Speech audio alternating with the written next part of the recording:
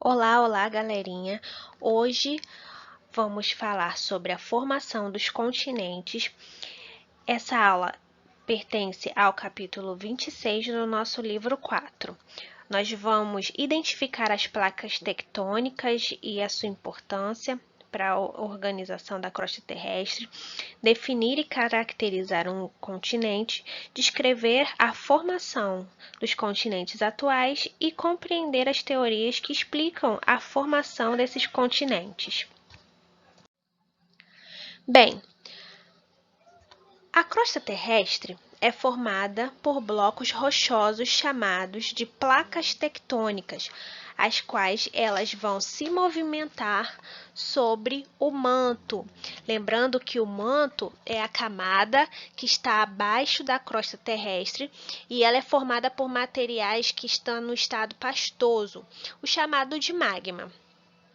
Então, existem 7 grandes placas tectônicas, que são elas: a africana, a antártica, a australiana, euroasiática, a do Pacífico, norte-americana e a sul-americana. Todas elas são complementadas por outras menores. Então, os geólogos eles acreditam que aproximadamente 250 milhões de anos atrás, toda a superfície do nosso planeta Terra, ela estava unida, formando um único continente. E essa formação única de continente é chamado de Pangeia. Essa Pangeia, ela estava circundada por um único oceano existente, e esse único oceano era denominado Pantalassa. Então, muito provavelmente, a Pangeia ela se formou em consequência de sucessivas erupções vulcânicas que ocorriam no fundo do oceano, e posteriormente, quando havia o resfriamento das lavas. Ao longo do tempo, essa grande massa de terra ela se transformou lentamente, levando à formação de 2 grandes continentes, a Laurásia e a Gondwana. Conforme essas placas tectônicas, então, elas foram se deslocando acima do manto, os blocos que formavam esses continentes, eles foram se separando.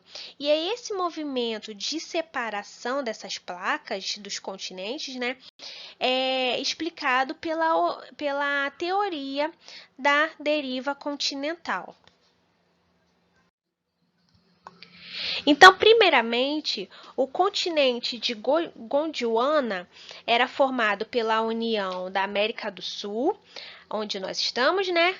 A África, Antártica, Índia e Oceania.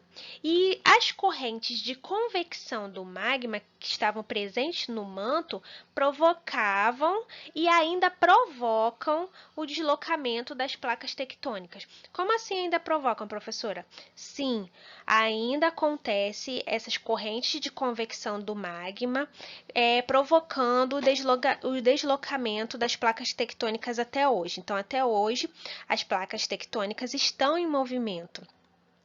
Ao longo do tempo, com o movimento da separação dessas placas, formou-se o Oceano Atlântico, que aumentou a extensão e profundidade à medida que a América do Sul e a África começaram a se afastar lentamente. Outro grande continente que foi formado pela repartição da Pangeia foi a Laurásia, que abrangia a América do Norte, a Europa, a Groenlândia e a Ásia. O mar que se originou entre Gondwana e Laurásia, ela se chamava Tétis, que é em homenagem a uma deusa grega do mar. A Tétis, né, na mitologia grega, ela era uma ninfa do mar, uma das 50 Nereidas, filhas do antigo deus marinho. E aí, com isso, nessa separação entre Gondwana e Laurásia, o mar, então, que se originou foi chamado Tétis. Posteriormente, as placas tectônicas elas continuaram a se separar devido à movimentação contínua da crosta terrestre pelas correntes de convecção até assumirem a configuração que nós conhecemos hoje. E atualmente, como eu falei, as placas tectônicas elas continuam a se deslocar devido ao movimento contínuo dessas correntes de convecção que acontecem até hoje. Mas o que é então a chamada deriva continental? A teoria da deriva continental, ela foi formulada em 1912 pelo alemão Alfred Wegener, ao verificar que diversos fósseis de animais e vegetais da mesma espécie, eles eram encontrados em continentes distantes. Ele também observou que o contorno dos continentes eles pareciam se encaixar como se fosse um quebra-cabeças, como se essas estruturas geológicas elas tivessem sido conectadas no passado.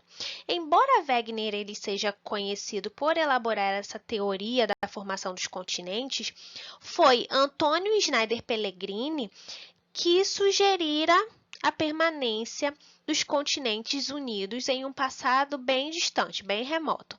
Já em 1620, Francis Bacon ele sugeriu também que a costa leste da América do Sul e a costa oeste da África eles se encaixavam perfeitamente, dando a ideia de que os continentes haviam se separado em um passado remoto.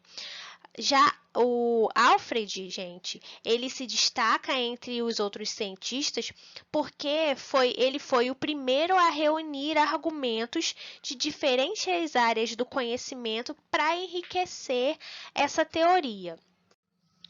Então, quais foram as evidências que Wegener ele trouxe sobre a deriva continental? Então, a primeira, o contorno da costa oeste da África, ele parece encaixar-se com a costa leste da América do Sul. Os fósseis dos seres vivos da mesma espécie foram encontrados em locais que ficam atualmente separados por oceanos a milhares de quilômetros de distância. Então, fósseis de alguns seres vivos da mesma espécie que era encontrado na África, era encontrado também na América do Sul. Então, isso reforçava essa evidência de uma deriva continental. A terceira evidência era que as geleiras, ao serem formadas ou mudarem de estado físico, elas podem liberar materiais chamados sedimentos glaciares. Esses sedimentos, eles formam áreas que contenham geleiras, como os que possuem nos polos. Esses sedimentos desse tipo foram encontrados também na África do Sul e na Índia, indicando que esses lugares eles já foram próximos de áreas polares e acabaram se afastando, levando os materiais rochosos provenientes das geleiras. A quarta evidência são as rochas antigas. Essas rochas antigas elas são formadas pelos mesmos minerais e com a mesma idade foram encontradas na África e na América do Sul.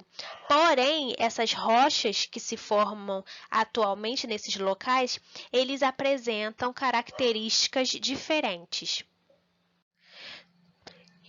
Para se constituir um continente, quais são as características que deve possuir? Então, primeiramente, devemos entender que continente é um pedaço de terra emerso, muito extenso na superfície do planeta e ele está cercado por oceanos e por mares. Para facilitar os estudos dos fenômenos que ocorrem na superfície da Terra, os cientistas então nomearam as divisões da crosta terrestre na configuração atual como continentes. E atualmente existem 6 grandes continentes, que são aqueles que nós conhecemos: Ásia, América, Europa, África, Antártica e Oceania. Aí você pode se perguntar, Mas a Antártica é um continente, porque o Polo Norte ou Polo Ártico, ele também não é classificado como um continente. Então, o Polo Norte, ele não vai ser um continente porque ele é formado apenas por gelo, diferentemente lá da Antártica, que ele possui em sua formação também terra que é coberta por gelo, ok?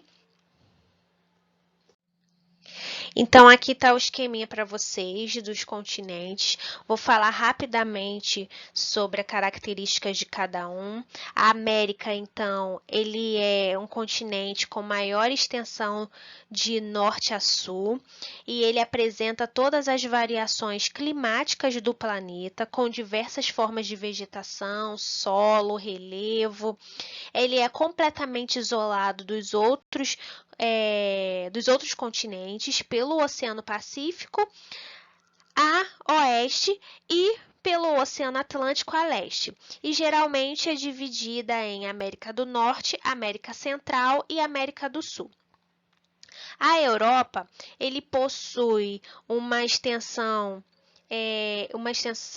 grande, o clima é temperado predominantemente, apesar das variações climáticas desde o clima mais frio na região norte, lá próximo ao Círculo Polar Ártico, até o clima mais ameno que está localizado no sul. O relevo é caracterizado por planícies e zonas montanhosas. Já a Ásia é o maior continente do planeta, tem os países que mais produzem petróleo no mundo, os países mais conhecidos, né? O relevo tem principalmente planaltos e planícies e alguns mares dentro do continente. Devido à grande extensão territorial, o clima é diverso e varia conforme a localidade. Já a África, ele é o terceiro maior continente e o segundo mais populoso da Terra, possui quase 1 bilhão de habitantes e também possui 54 países independentes e apresenta uma enorme variedade étnica e cultural. O território parte do continente ele se encontra no hemisfério norte e parte no hemisfério sul, sendo atravessado pela linha do Equador. O clima da maior parte desse continente é seco e frio no inverno e quente e chuvoso no verão. Já na Oceania, esse continente ele corresponde a uma região geográfica decomposta por ilhas, possui 16 países e 22 dependências. Localiza-se entre os oceanos Índico e o Oceano Pacífico. O único país continental é a Austrália. Os demais, gente, eles são ilhas, como Nova Zelândia. O clima é predominantemente quente e também bastante úmido. A Antártida, ele fica no extremo sul do globo terrestre, o qual não pertence a nenhum país. É um continente mais frio e seco do mundo, sendo considerado um deserto frio. Esse continente ele é praticamente coberto por geleiras, sendo, portanto, o continente mais frio e não possui população permanente.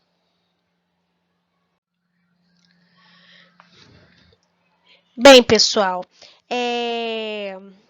só para frisar aqui para vocês que a deriva continental ela é uma explicação que vai integrar a teoria das tectônicas de placas, que visa esclarecer sobre os processos de movimentação das placas tectônicas acima do manto terrestre.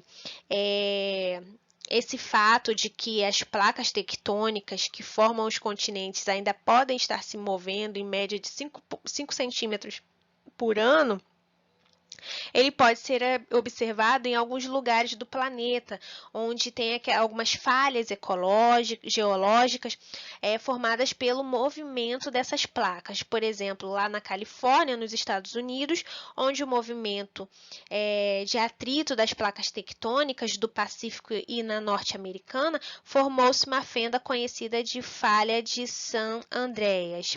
Então, essa também é uma evidência onde cientistas acreditam que esse movimento entre as duas placas ela poderá separar a costa da Califórnia do resto do continente norte-americano. Bem, a nossa aula fica por aqui. Bons estudos!